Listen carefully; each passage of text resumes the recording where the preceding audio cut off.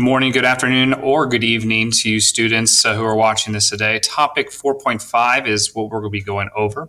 Maritime empires maintained and developed for AP World History. So our essential questions today is what economic strategies did Western European countries use to develop their empires from the period of 1450 to 1750? The last one is identify and explain the cultural changes that occurred in the New World as a result of the mixing of European, African, and American cultures. So some context of kind of what we've been up to this point. Last time we talked about how empires were built. Today we're going to talk more about maintenance of them and how do they keep them strong. And so the maritime empires are going to transform like the commercial of how things are done, from going from local commerce, things done locally within countries, to a kind of a global trading scale. Much of this empires are going to be built by private companies that people would invest to, something we'll talk about a little more today. We talked a little bit last time with the East India trading companies, the Dutch and the British, and there's others as well. There's lots of others, but those are the big ones. Those are the big monopolies. This is also, we're going to talk about how trade also becomes more sophisticated and new trade routes are developed and people are going to be moving around the world and such. That does lead to a blending of cultures. Okay, so let's start with our curriculum language. Mercantilist policies and practices were used by European rulers to expand and control their economies and claim overseas territories. So mercantilism, what is it? So this is an economic policy that was employed by much of the European countries, especially the British and the Dutch during this time. The idea behind this is that countries view themselves as competitors with others. This is something that we've talked about to some extent in previous lectures. But how do you measure up your one country to another? Well, one way you can do it is wealth, and who is the wealthiest. And during this time, wealth was just basically determined by the amount of bullion one country has. And bullion is essentially gold and silver. So the goal of mercantilism is that you want to maximize the amount of exports that you're selling, stuff you're selling to other countries, because they're going to buy that stuff with bullion, right? So you want to maximize that amount of exports, and you want to minimize your imports, because if you minimize your imports, that's less bullion that you are sending to other countries to buy products. So you want to try to get control of every trade that you can as far as resources, materials, things that are desired by your population, right? This includes like supporting ideas like imperialism, so like colonization across the world. It supports the ideas of tariffs, taxes on imports and exports. So you tax those who are trying to sell in your country, and sometimes we refer to these as protectionist tariffs. So it makes it harder for companies or countries to sell their products in your country, especially if they're competing with companies that are in your country. Okay, so this is something that you definitely will talk about with APUSH more so, because it's mercantilist policies. That is one thing that the colonists are very upset with, because they want to be able to buy and sell and trade with whoever, especially the Dutch. And the British would say, no, you can't do that, because they are trying to control the trade within their own empire. And so a lot of this, also relies on government support of businesses to make sure that the businesses stay strong, because strong companies bring more wealth into the country, and then the government could tax that money and use it to build up their militaries and so forth. So this is all kind of this idea of mercantilism is something that's being promoted in Britain, in Netherlands, and to lesser extents the Spanish and the French. So goal is gain more bullion in your competing countries, and because of these policies, the accumulation of capital and wealth is going to eventually over time transfer from the merchant class of people to more of laborers, and then those laborers end up becoming investors themselves that will invest into companies that take on these ventures overseas as well. So how we get to that point is there are two main revolutions that occur within the European continent as a result of the discovery of the New World and the stuff that's coming back from there. The first one is the commercial revolution, and it's basically where you see the transformation from these local economies within, even just as small as villages have like their own set of economy, to where it becomes much more globalized in scale. And so the reasons for this are they develop these overseas colonies, so they're getting lots of materials and stuff from those places that they bring back to manufacture and so forth. The development of new ocean trade routes, ones we'll talk about a little bit later. The population growth, which we talked about as relation to the Columbian Exchange, where Europe has gotten much more diverse nutrient crops. That has helped play a role in the population gain in Europe, not to mention they're still on the recovery from the bubonic plague. And the last one is inflation. And sometimes this is kind of referred to as the price revolution.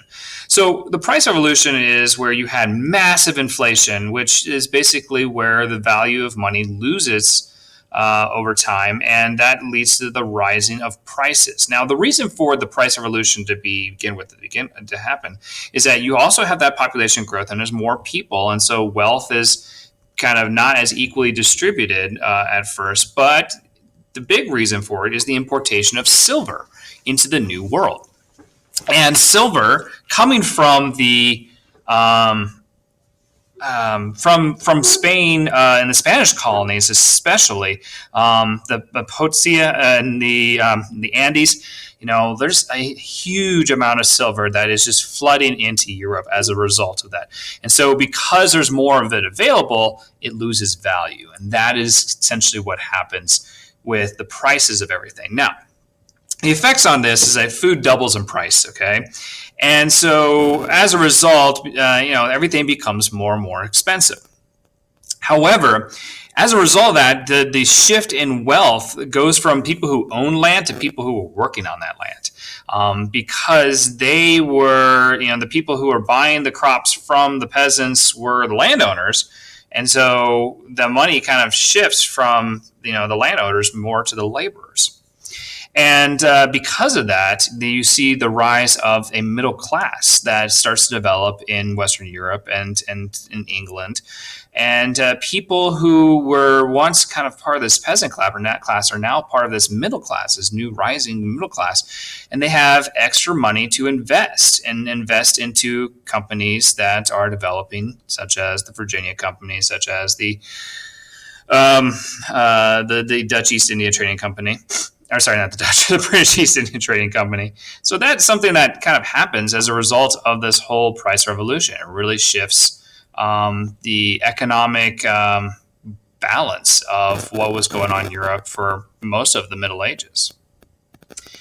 So what did they invest in? They invested into joint stock companies, okay? And joint stock companies, influenced by these mercantilist principles, were used by rulers and merchants to finance exploration, and were used by rulers to compete against one another on the global trade. In other words, these countries are going to use these companies to help build their global empires. And their support of these companies would make a big difference in them being able to create successful colonies overseas without as much liability to the countries and their bullion reserves as it would be for the companies who had these individual investors, okay?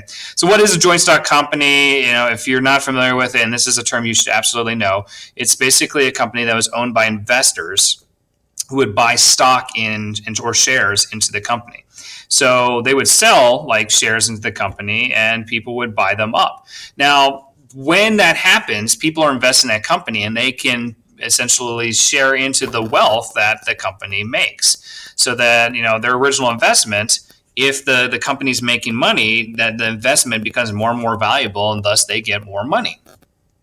But then they offer also a limited liability of the investment as well. If like you are a person, okay, so if you're one person, you want to invest in one ship, right? And so you put all your eggs into one basket and you buy that ship.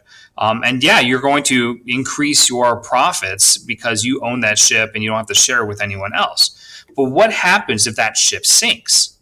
Then you don't get the profits. You probably owe people money in debts because you can't promise on delivery of what that ship was bringing and so forth. But if you ended up taking that investment, invested say 5% in this ship and 10% in this ship and 7% in this ship and so forth, you're still bringing in profits. But if that ship does sink, then the liability is not going to hit you as hard. And in limited liability companies, and like such as the Virginia company and the East India trading companies, the people are only, those investors are only responsible for the money that they originally invested into. So if I put $10,000 into a company and that company fails, the only amount of money that I will lose is the $10,000 I originally did. And so all the other debts that that company acquires is not my responsibility. It's the responsibility of the company to be able to pay those. But my original investment, I just lose that. But if the company does well, that original investment grows and grows and grows and grows in value, and that makes me money. So there's some examples of the different companies. Virginia company is the one that started Jamestown. We talked about these. The Swedish, the French had their own East India trading companies as well. And the Muscovy company was a British-based company that monopolized trade with Russia. So just another example to put out there. Now, these companies and the trade that is going on a global scale, there is still trade happening in places that have before. The Silk Road has been dying out. The Trans-Saharans are starting to die out.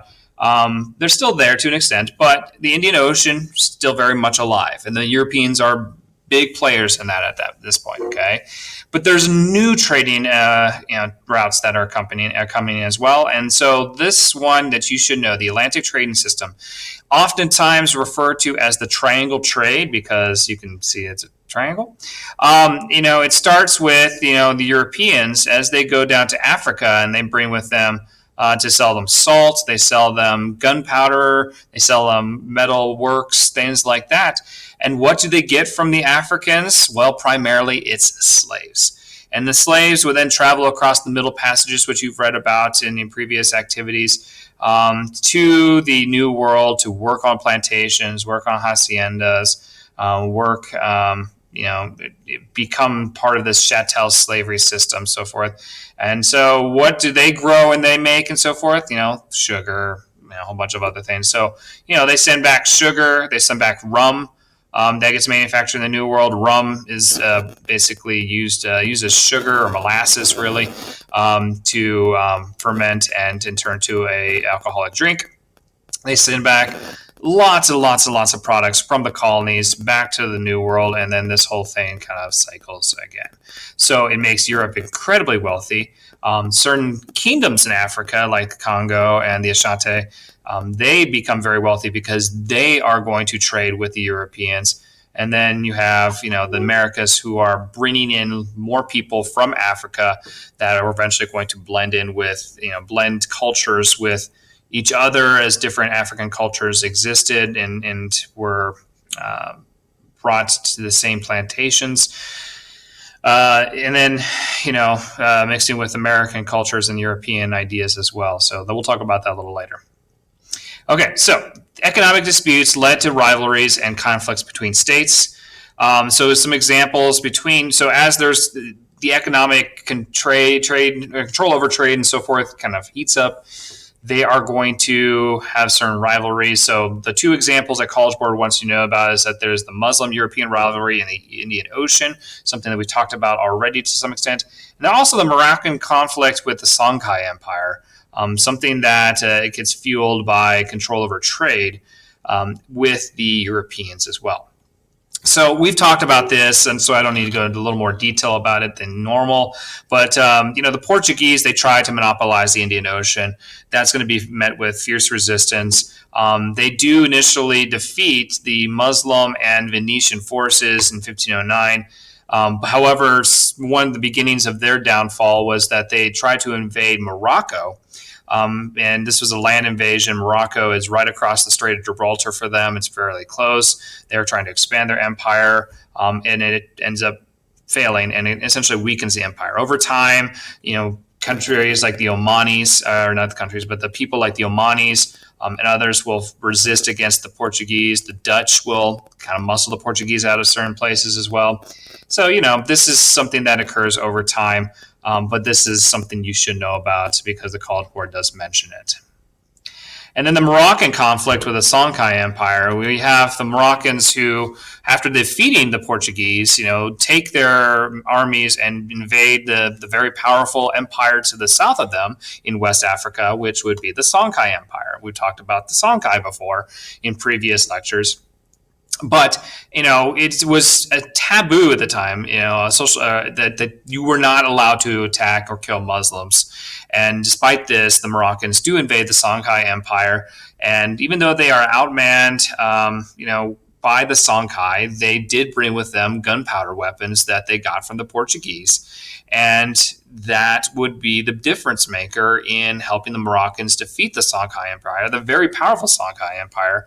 And after the Songhai Empire was defeated in battle outside of Gao, they are going to, their territory would be picked apart by both the Spanish and the Portuguese as they would make claims to those lands. Okay, new global circulation of goods was facilitated and charter European monopoly companies and global flow of silver, especially from the Spanish colonies to the Americas, which was used to purchase Asian goods and Atlantic markets to satisfy Chinese demand for silver. This is something that I'm going to put a video, the crash course video on this, the silver trade. It does a very good job of explaining this, so I'm not going to spend a whole lot of time on it because John Green and the Thought Bubble are way more entertaining and informative than I will be just talking to the screen, okay?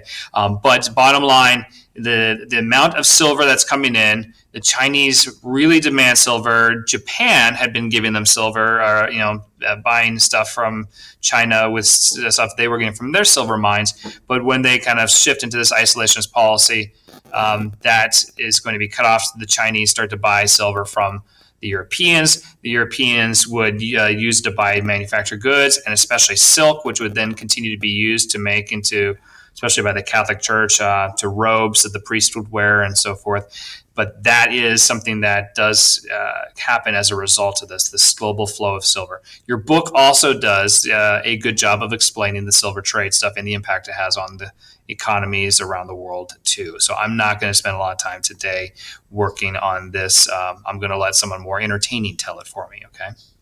So the regional markets continue to flourish in Afro-Eurasia by using established commercial practices and new transoceanic and regional shipping services developed by European merchants. So basically, despite the global trade that happens, local markets still continue to flourish. And because of that, peasants and artisan laborers continues to intensify. More, laborers, populations were growing, and they continue to meet the demand for growing food and other consumer goods as well. And so the examples that College Board wants you to know is that wool and linen productions in Western Europe continue to happen and thrive during this time. Cotton becomes a big thing in India. India becomes the number one, cotton textiles manufacturers, growers of the world, and so they become the center of that trade, and it's done mostly by peasants and artisans. And of course, silk continues to dominate in China as a major product of manufacturing. Okay. Some notable gender and family restructuring occurred including demographic changes in Africa that resulted from the slave trade. This is something that you learned about with your assignment. I can't stress enough to make sure that you do that if you haven't done so already. But the big gender imbalances, where lots of men are being taken to Africa to the New World, leaving there are so many women who are, there's much more women, I should say, in Africa because of the slave trade. The women do not have the same value as men did. Because they were primarily used on, plantations as laborers, coarse laborers, to be more specific. All right. So the land trade system involved in the movement of labor, including slaves, as we know, and the mixing of African, American, and European cultures and peoples with the with all parties contributing to cultural synthesis. So you see, because of the movement of people, you start to see the blending of different cultures. Have different African cultures that will blend with each other, and then you'll have blending of American cultures and European cultures with those African cultures, and so this is creating this cultural synthesis that occurs in the New World. In some cases, the intensified the interactions between newly connected hemispheres, expanded the reach and further development of existing religions, and contributed to religious conflicts and developments in syncretic belief systems and practices. Okay, so let's start with let me move me out of the way here. Creation of syncretic religions. We've already talked about Sikhism, where Sikhism is the blending of ideas of Hinduism and Islam to create this new religion. And so those teachings, those intensified over time and created the belief system of Sikhism. Vodun, sometimes referred to as voodoo, this is another syncretic religion that's going to develop because of African diaspora. So you have different African cultures and tribes that are going to the same parts of the New World. And so like the beliefs, especially the animist beliefs of one and mixed with another, and then mixed in with sometimes Christianity. What you end up getting is a very unique religion, Vodun, that is going to play a role, especially in Haiti. When they have the revolution in Haiti in 1791, a lot of the I wouldn't say motivating factors, but something that united the people who were rebelling is a lot of them are practicing Vodun. They even had a ceremony that kicked off the rebellion that was a Vodun ceremony. Another example that I think is worth mentioning is Candomblé. This is kind of the syncretic beliefs of like some African cultures, Yoruba, Fon, and Bantu beliefs, and then they kind of mixed together and developed in Brazil, where a lot of these cultures were sent or people were sent, and it's unique to Brazil, but it happens because of the syncretic blending of different cultures of African diaspora. There are also reforms in existing religions. So we talk about the Protestant Reformation, which was definitely intensified as a result of the discovery of the New World. And so, the rivalry too between the Catholic Church and the Protestant was also intensified because of the discovery of the New World. Sufism, which we've talked about in the past, they played a role in helping bring Islam to India. Which then also, indirectly leads to the creation of Sikhism as well. So something else that's mentioned in the College Board curriculum that's worth noting. And of course, the religions that exist, during this time are intensified with the expansion of global trade.